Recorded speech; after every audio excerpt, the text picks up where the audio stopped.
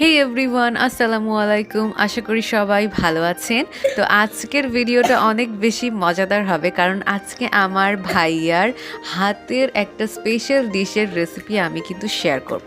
মানে সে এই ডাল আর বাঁধাকপি আলু দিয়ে রান্নাটা করে অনেকবার, বাট আজকে যখন রান্না করছিল আমাকে পার্সোনালি সে ডাকছিল, বলল যে তুমি ভিডিও করো, সো ভিডিও করতে পারো অ্যান্ড শেয়ার করতে পারো আমার এই ফেমাস রেসিপিটা। এমনিও সে কিন্তু সব ধরনের খাবার মানে চাইনিজ, বাঙালিয়ানা, দেন ইটালিয়ান সব ধরনের খাবারই কিন্তু অনেক ভালো মতো রান্না করে, অনেক গোছালো পরিষ্কার পরিচ্ছন্নভাবে রান্না করে।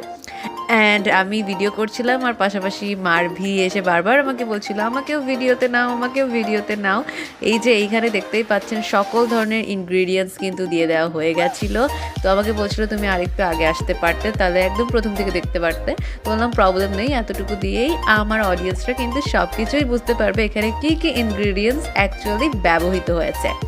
এরপরে হাতে মাখা স্টাইলে, মানে ছোট মাছ দেন অন্যান্য খাবার যেমন হাতে মেখে তারপরে রান্না করলে একটা টেস্ট আসে, এই রেসিপিটাও কিন্তু ঠিক সেরকমই। সব ইনগ্রিডিয়েন্টস মিক্স করে এবার হাত দিয়ে একদম পুরো বাঙালিয়ানা স্টাইলে কিন্তু এই যে মাখামাখির পার্টটা চলছে। আর ভাইয়া এটা অনেকক্ষণ ধরে সুন্দর মতো মেখে হালকা একটু পানি দিয়ে একদম ভালো মতো একটা গ্রেভি টাইপের করে ফেললো।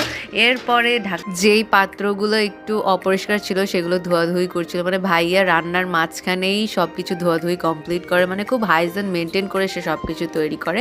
আর এই যে সেই খাবারটা মানে বাঁধাকপির যে মাখানো বিষয়টা ছিল ওটা একদম চুলার উপরে দিয়ে দিল, আর এটা এখন কুকিং হবে।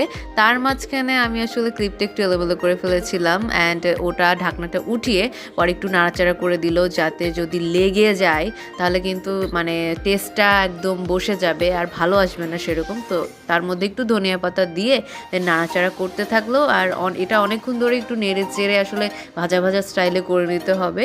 অ্যান্ড তারপরে আরেকটু পানি আসলে অ্যাড করা হয়েছিল যাতে একটু ঝোল ঝোল থাকে। এটা মেনলি মাখানোটাই দিয়ে দেওয়া হয়েছিল কড়াইয়ের মধ্যে, একটু ভাজা ভাজা হবে, সিদ্ধও হবে। আর এরপরে লাস্টলি পানি দিয়ে একদম সুন্দর মতো ঝোলের একটা বিষয় চলে আসে যাতে পানিটা দিয়ে করা হয়। এরপরে সুন্দর মতো আবার একটু নাড়ানাড়ি শুরু হয়ে গেছিলো। অ্যান্ড আজকে রেকর্ডিংয়ের সময় কিন্তু মারভি বিশাল আকারে হেল্প করেছে। অ্যান্ড ও আসলে বলছিল যে বাবুনি কী করতে হবে বলো, আমি করে দিচ্ছি। মানে আসলে এত কোঅপারেটিভ বাচ্চা পাওয়াটা খুবই মানে ভাগ্যের বিষয়। মাশাআল্লাহ, আমার বাবুটার জন্য দোয়া করবেন।